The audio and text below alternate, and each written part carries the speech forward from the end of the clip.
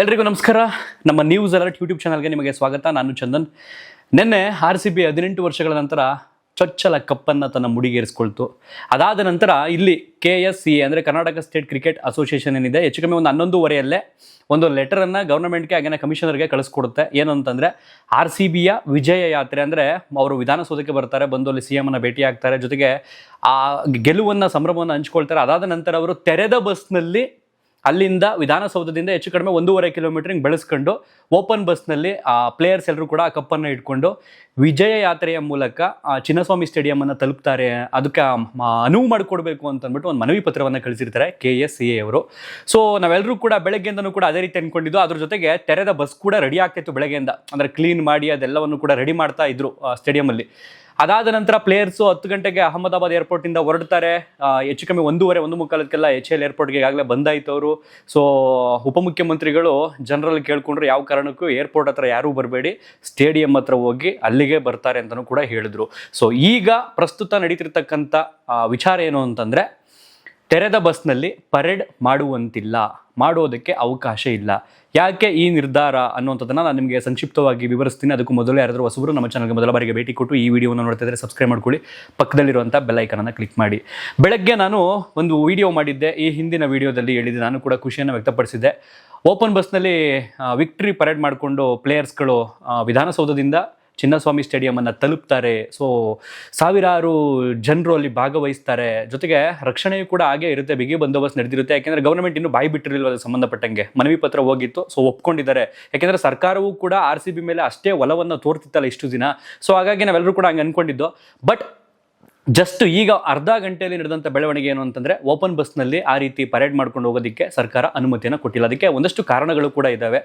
ಏನು ಕಾರಣ ಅಂತಂದರೆ, ಇಮ್ಮಿಡಿಯೇಟಾಗಿ ಅಷ್ಟು ಬಿಗಿ ಬಂದೋಬಸ್ತನ್ನು ಕೂಡ ಒದಗಿಸೋದಂಥದ್ದು ಕಷ್ಟ ಆಗುತ್ತೆ. ಅದರ ಜೊತೆಗೆ ಈ ಪ್ಲೇಯರ್ಸ್ಗಳು ಆ ಓಪನ್ ಬಸ್ನಲ್ಲಿ ಆ ಕಪ್ಪನ್ನು ಇಟ್ಕೊಂಡು ಸೆಲೆಬ್ರೇಟ್ ಮಾಡಿಕೊಂಡು ಜನರ ಹತ್ರ ಕೈ ಬೀಸಿ ಹೋಗುವಂಥ ಸಂದರ್ಭದಲ್ಲಿ ಯಾವುದಾದ್ರೂ ಬಿಲ್ಡಿಂಗ್ ಮೇಲೆ, ಯಾವುದಾದ್ರೂ ಮನೆ ಮೇಲೆ ಕಂಡಂಗೋ ಏನನ್ನಾದರೂ ಎಸೆದ್ರೆ, ಕಲ್ಲೋ ಪಲ್ಲೋ ಇತ್ಯಾದಿ ಇಟಿಸಿ ಈ ರೀತಿ ಏನಾದರೂ ಎಸೆದ್ರೆ ಅದು ಅಗೌರವ ತೋರ್ದಂಗೆ ಆಗುತ್ತೆ. ಜೊತೆಗೆ ಎಲ್ಲೋ ಒಂದು ಕಡೆ ನಾವು ಭದ್ರತಾ ವೈಫಲ್ಯ ಆಗುತ್ತೆ ಅನ್ನೋ ಒಂದು ಕಾರಣಕ್ಕೆ ಸರ್ಕಾರ ಅವರು ಸೀದಾ ಬಸ್ಸಲ್ಲಿ HL ಏರ್ಪೋರ್ಟಿಂದ ಸೀದಾ ಅವ್ರದ್ದು ಏನು ಬಸ್ ಇದೆ ಅದೇ ಬಸ್ನಲ್ಲಿ ವಿಧಾನಸೌಧಕ್ಕೆ ಬರ್ತಾರೆ. ಅಲ್ಲಿ ವಿಧಾನಸೌಧದ ಔಟ್ಡೋರ್ ಏನಿದೆ, ಆಚೆ ಕಡೆ ಏನಿದೆ, ಮೆಟ್ಲು ಸ್ಟೆಪ್ಸ್ ಹತ್ರ ಏನಿದೆ, ಅಲ್ಲಿ CM ಅವರನ್ನು ಗೌರವಪೂರ್ವಕವಾಗಿ ಅವರಿಗೆ ಸನ್ಮಾನ ಮಾಡ್ತಾರೆ. ಅದಾದ ನಂತರ ಅವರೇ ತಂದಿರತಕ್ಕಂಥ ಕಪ್ಪನ್ನು CM ಅವ್ರ ಕೈಗೆ ಕೊಡ್ತಾರೆ. ಅದ್ರ ಜೊತೆಗೆ ಗೃಹ ಸಚಿವರಾಗಿರ್ಬೋದು, DCM ಆಗಿರ್ಬೋದು, ಅದಕ್ಕೆ ರಾಜ್ಯದ ರಾಜ್ಯಪಾಲರು ಎಲ್ಲರೂ ಕೂಡ ಭಾಗವಹಿಸ್ತಾರೆ ಅನ್ನುವಂಥ ಒಂದು ಮಾಹಿತಿ ಬಂದಿದೆ.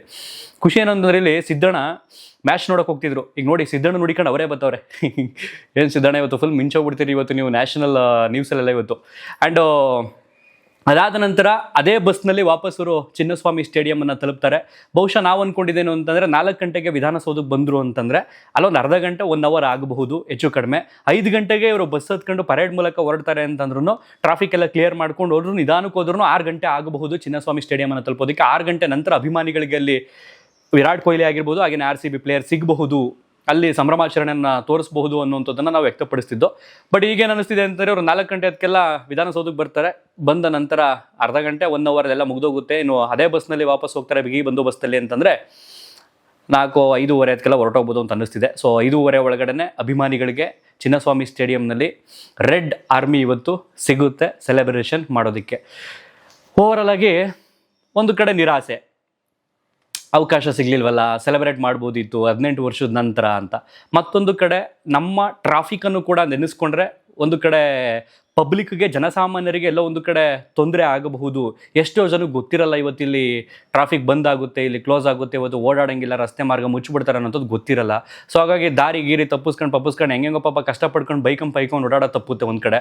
ಮತ್ತೊಂದು ಕಡೆ ಸೆಲೆಬ್ರೇಷನ್ ಮಾಡ್ಕೊಂಡು ಜೋರಾಗಿ ಹೋಗಿದ್ರೆ ಒಂಥರ ಅದು ಮೆಮೊರಬಲ್ ಆಗಿರ್ತಿತ್ತು, ನೆನಪಲ್ಲಿ ಉಳ್ಕೊಳ್ತಿತ್ತು. RCB ಈ ರೀತಿ ಒಂದು ನೆನಪು ಪರೇಡ್ ಮೂಲಕ ವಿಜಯ ಯಾತ್ರೆಯನ್ನು ಮಾಡಿದ್ರು ಅನ್ನುವಂಥದ್ದು ಕನ್ನಡಿಗರಲ್ಲಿ ನೆನಪು ಉಳ್ಕೊಳ್ತಿತ್ತು ಅನ್ನೋಂಥದ್ದು ಒಂದು ಸಣ್ಣ ಆಸೆ ಆಗಿತ್ತು. ಒಟ್ಟಾರೆಯಾಗಿ ಅವರ ಭದ್ರತಾ ದೃಷ್ಟಿಯಿಂದನೇ ಈ ನಿರ್ಧಾರ ತಗೊಂಡಿರುವಂಥದ್ದು ಗೌರ್ಮೆಂಟು. ಇಲ್ಲಾಂದ್ರೆ ಖಂಡಿತವಾಗಿಯೂ ಕೊಡ್ತಿದ್ರು. ಇನ್ನು ಕೆಲವರು ಕೇಳ್ಬೋದು, ಅವ್ರದ್ದು ಸಭೆಗಳು ನಡೆದಾಗ, ಅವ್ರದ್ದು ಯಾವುದೋ ಫಂಕ್ಷನ್ಗಳು ನಡೆದಾಗ, ಅವ್ರದ್ದು ಯಾವ್ದಾದ್ರು ಉತ್ಸವ ನಡೆದಾಗ, ಯಾರಾದ್ರೂ ಹೈಕಮಾಂಡಿಂದ ಅವ್ರ ನಾಯಕರುಗಳು ಬಂದಾಗೆಲ್ಲ ಮಾಡಲ್ವ ಅವರು ಅಂತ ಅನ್ಬೋದು. ಗೊತ್ತಿಲ್ಲ, ಅವರೆಲ್ಲದಕ್ಕೂ ರೆಡಿ ಇರ್ತಾರೆ.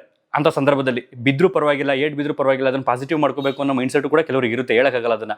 ಬಟ್ ಇಲ್ಲಿ ಪ್ಲೇಯರ್ಸ್ ಯಾಕೆ ಅಗೌರವ ತೋರುವಂಥದ್ದು, ಅಗೌರವ ಮೀನ್ಸ್ ಯಾರಿಂದ ಆಗಬಹುದು, ವಿರೋಧಿಸುವಂಥ ತಂಡದವರಾಗಿರ್ಬೋದು, ವಿರೋಧಿಸುವಂಥ ಬೇರೆ IPL ಟೀಮ್ ಆಗಿರ್ಬೋದು. ಸೊ ಈ ರೀತಿ ಯಾರಾದರೂ ಒಂದು ಕಪ್ಪು ಚುಕ್ಕೆ ಯಾಕೆ ಬೇಕು ಅನ್ನೋಂಥ ಒಂದು ನಿಲುವಲ್ಲಿ ಈ ನಿರ್ಧಾರವನ್ನು ಗವರ್ನಮೆಂಟ್ ತಗೊಂಡಿದೆ.